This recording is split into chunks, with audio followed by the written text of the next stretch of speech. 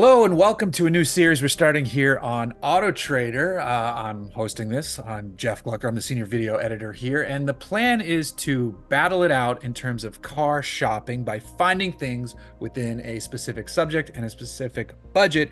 And for the first episode, because it was her idea and she likes to make more work for all of us, is my friend and colleague Lyn Woodward from Kelley Blue Book. Hello, Lyn. Hi, apologies in advance, but No. This is more fun than the other videos. So today, because of the type of vehicles we both like, today's topic is I picked best overlanding vehicle for under $15,000. Now, I know we could do this for even less, but vehicles these days are pretty expensive, and I wanted to give us a good starting point. 15 bucks is a lot of money to spend on a vehicle to then go thrash it. So I'm very curious how you perceived the types of vehicles you were looking at and what you ended up going with. okay. So there were, this was it wasn't tough. Well, it was tough, but only because I feel like there are so many options out there. And I'm going to share the first one that I thought of with you that actually didn't make the list, but it's a little bit of an outlier, something that you would never think of, but something that I've actually built out as an overlander, and that is a Suzuki XL7. Oh. So this vehicle, there are a lot of reasons why too. It's got a really solid 2.7 liter V6, very capable, solid rear axle, 4x4 transfer case. But a couple of things that to me didn't make the cut, at least for other people. Like for me, it was fine because it was, it doesn't need to be a sexy car, but it's not sexy looking. I mean, I'm just going to say that. Like if you're looking for a hot off-roader, this ain't it. Even when you jazz it up with the big wheels and tires and the big bits, like it's just fine. That being said, the lug pattern on it is really tough. So it kind of limits you when it comes to wheel options, which again is something that you really kind of want to think of when you're overlanding. And it's only rated for 99 pounds on the roof, which if you're looking to put a roof tent on there, maybe a little bit just a little bit lacking. So a very good vehicle if you're interested in doing that for a lot of reasons, but ultimately not the one that I picked. All right. So the one that I did pick is, drum roll please, the Nissan Xterra. Oh, okay. And the second gen Nissan Xterra, not the first gen, because that one had, loads of problems. Everyone's kind of getting out the kinks. But the Nissan Xterra, I mean, when I was looking for my Suzuki XL7, I wanted an Xterra, but they were all too expensive. But the one that I ultimately found, I think so many great things going for it. So I think the price that is listed now is $11,995, which definitely Under budget though is good. Under budget is good because you know what? You see things that you want/need, Yes. and things start to build up and get a little bit expensive. So there were definitely options on Autotrader. There were definitely tons of options to look at in this area. You're getting a 4-liter V6 with this, way better power than the XL7 gets. So 261 horses, 281 pound-feet of torque, which you're really wanting a lot of kind of torque in the low part of the range when you're doing some off-roading or overlanding.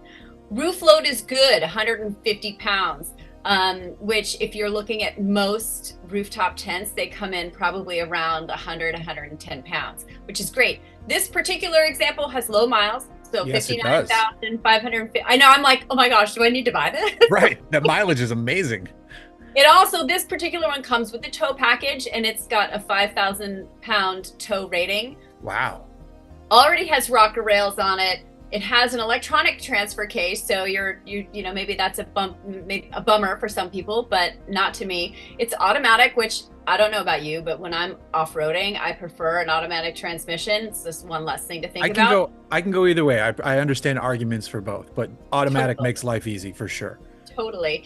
But the other thing that I saw on this particular car that I thought was really interesting was the keypad entry. So Yeah, if you're out there and you want to go for a hike and you don't necessarily want to take like more stuff with you, then you can just lock it with the keypad. And yeah, and these things look so killer when they're all modded out. And I'm actually going to send you a link of another one that somebody did mod out already. Maybe not in the way that I would have chosen to do it, but this is just an example of what your rig could look like if you went Xterra. Dang, that thing looks amazing. That thing has even less mileage. People aren't driving their Xterras apparently. All right. I just think like the silhouette is super cool. I love how it looks. It's kind of chunky and like off-roady, boxy. So yeah. That's a really nice setup on that too. That tent is expensive. It's got solar. Oh my goodness. I'd change out the tires. I think they put on some questionable meats on that, but other than that, it's, you know, it's fine.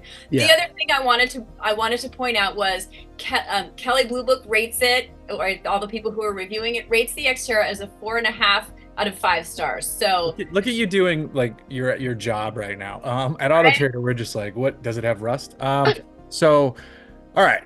Xterra, excellent choice. Didn't see that one coming. That's a really good choice. I'm gonna send you the one. I'm gonna send you my pick first, and then I'm gonna send you my bonus pick. So let me get the link here. And okay, so I understand the initial reaction to this will be questionable. So maybe. Hold on, let me pull. But I'm a sucker. I'm a sucker for these. So I know. You're talking to the right crowd.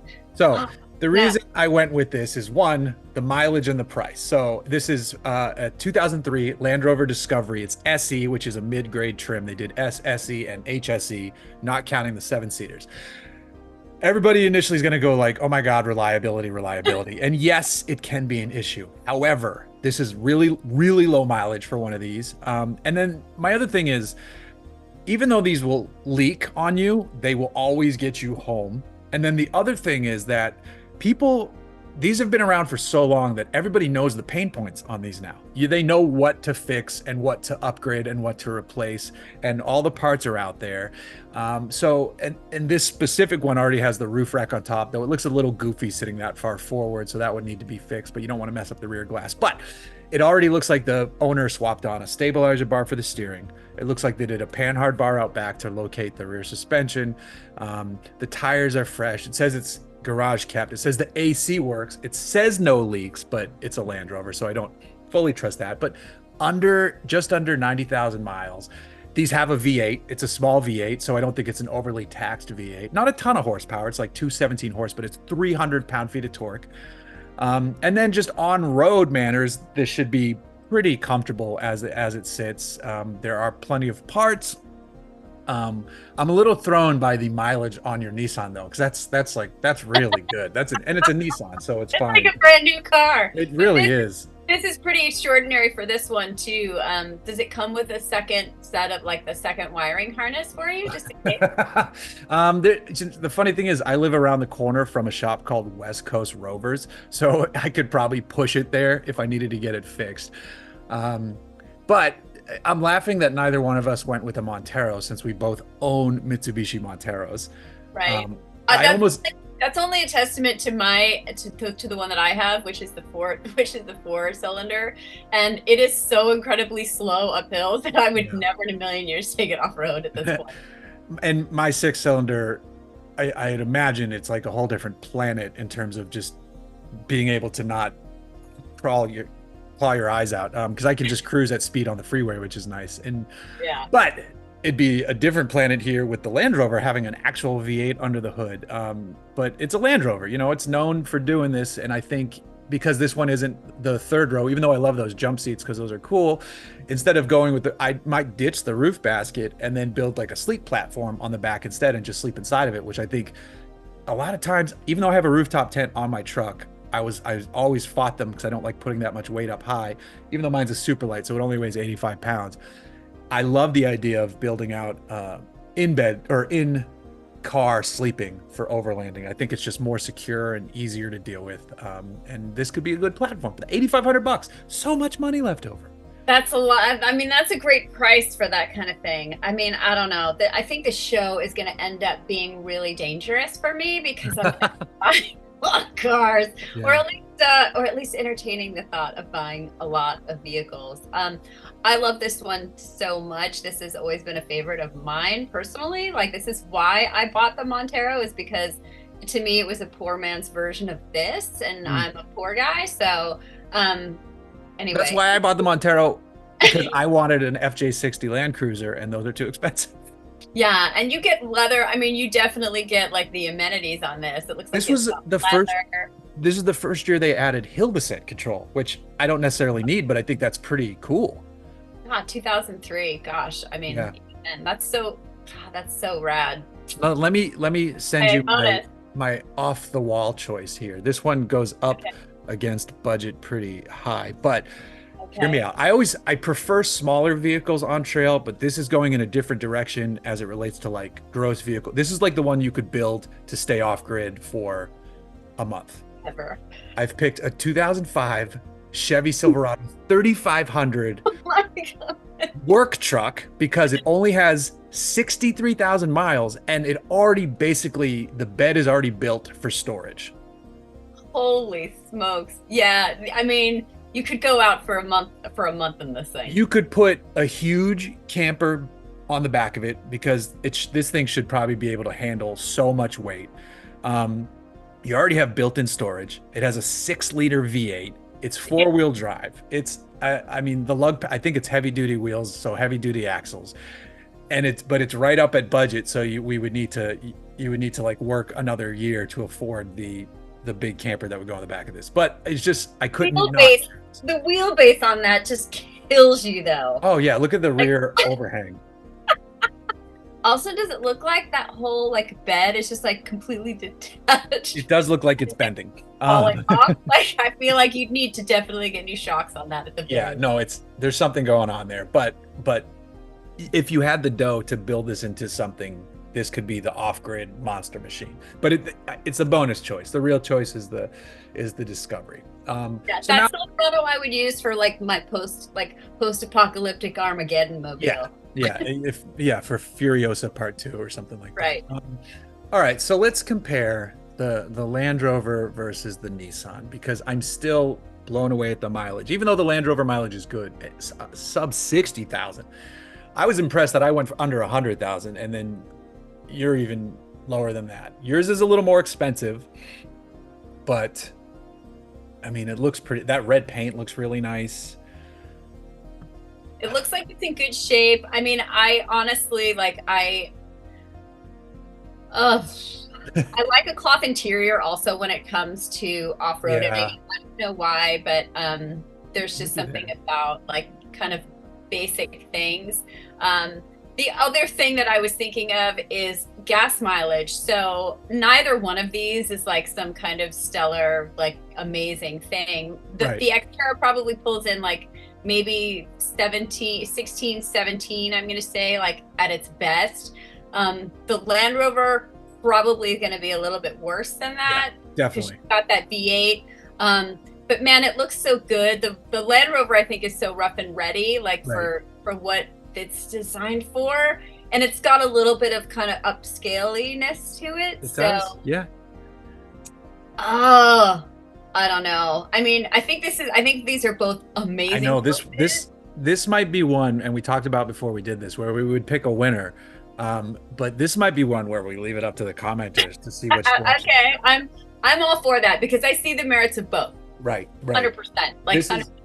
This isn't a clear cut, yeah, because like I'm with you on this one. This one isn't a clear cut, and that price on that Land Rover is almost intoxicating. I might go and like call the person and ask them what else is going on with it. Yeah. Yeah, and normally, listen, you know me, normally I'm not going to shy away and being like, no, I won. This one is the winner. This Right. one's really hard to pick because you came back with literally one of my favorite off-road trucks. Right. So, I love the way the series ones look, but I mhm, think I've read that the series twos are a little bit nicer and more reliable. So I think yeah. that's why it might be a better choice. And reliable in the Land Rover world, I know is a joke, but like I said, they everybody who owns these knows what's wrong. And I've heard some things might leak, but as long as you just do basic maintenance on these, you can keep them rolling. So Yeah. No, I mean, there's a reason why the Queen drives them. Well, drove them. drove them, yeah. So I think this is a good start to the series. So we got to figure out Yes. one, a name, which hopefully the viewers can help us with,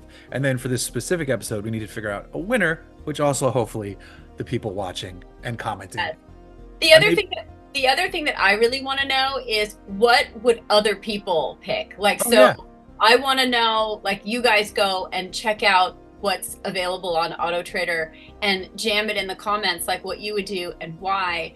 And because I think the breadth of like possibilities for overlanding vehicles is so huge that I'm just curious to see what other people would pick. I agree. And of course, this is a thinly veiled attempt to get you all to click through the website. And we're not going to hide that, but we're doing it in a way that's fun. And hopefully you all come back with cool stuff and you could probably find cooler stuff than we do. But I think I'm also gonna say this, like, this was one of the most fun, like, research, like, this was some of the funnest research that I've done for a video, like, ever. Because car shopping is just one of my hobbies. yeah, yes, we all scroll and daydream. This is what I mean, this is what we do normally. So that's how my original website started, is my buddy and I would scroll Craigslist and send each other the links, be like, what do you think of this, what do you think of this? So to do it on Autotrader as the job is a bit more fun. So Lyn, thank you for joining me on this first episode of the Unnamed Car Buying Show, which might end up being the name But they official. just call it pilot when it's the first one, so this is Yeah, the right, pilot. right. Yeah, I almost went with a Honda Pilot. They didn't do trail sport back then, so I didn't want to do it. Thank you for doing this, and I look forward to seeing more episodes of this and what you all watching have to say. Thanks for Yeah, watching. and if you guys have other ideas for what we should go shopping for, let us know. Great suggestion.